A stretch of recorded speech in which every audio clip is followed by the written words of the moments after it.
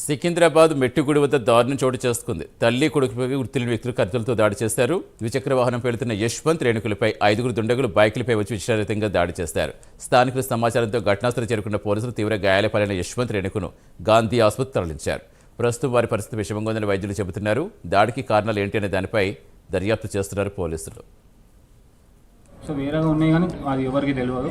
So వాళ్ళు check చేసిరు, pre ప్లాన్డ్గా ఎవరు లేరు అన్న టైంకి ఒక ఆయన ఇన్ఫర్మేషన్ ఇస్తే 4 వెనకకి వచ్చి అటాక్ చేసి వెళ్ళిపోయారు.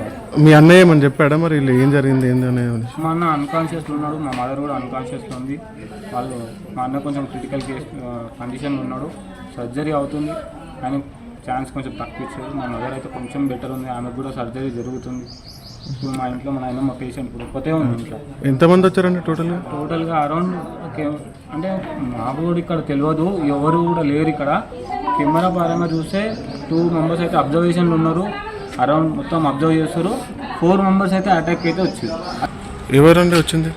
తెలియదు అంకుల్, మాకు అప్పటికి డోర్ పెట్టేసి ఉండే. ఎంతమంది వచ్చారు? తెలియదు అంకుల్, మేము చూడలేదు అసలు. ఆ డోర్ పెట్టేసి ఉండే. మేము వాళ్ళు వదులుతుంటే మేము వెళ్ళి తీయని చూసినాము. డోర్ ఓపెన్ అవ్వట్లేదు. ఓపెన్ అవ్వకపోతే మేము వెళ్ళి ఏం చేసినాం, డోర్ పగలగొట్టడానికి ట్రై చేసినాం. అక్కడికి వస్తే డోర్ ముఖంగానే వచ్చేసింది. వాళ్ళిద్దరు బ్లడ్ మొత్తం పడ్డారు. ఇప్పుడు ఎట్లుందా పరిస్థితి? ఇంకా తెలియదు అంకుల్. ఏం పేరు లాలి? యశ్వంత్. ఇంకా రీజన్ ఏమన్నా? ఏం తెలియదు. వాళ్ళు పడిపోయి ఉన్నారు అని చూస్తాలకు అంత బ్లడ్ ఉంది. ఎవరు వచ్చిన సంగతి మాకు తెలియదు. ఏ టైంలో జరిగిందమ్మా? 11 గంటలకి. ఓకే. ఎవరెవరు ఉన్నారు ఇంట్లో? ఇంట్లో యశ్వంత్ వాళ్ళ అమ్మ. ఓకే. రీజన్ ఏమన్నా తెలుసా? రీజన్ అంటే ఏం లేదు, అంటే ఆమె అరిస్తే కానీ మాకు తెలియలేదు అయింది అనేది. ఎట్లా వచ్చారు వాళ్ళు? అసలు ఎవరు వచ్చారు కూడా తెలియదు.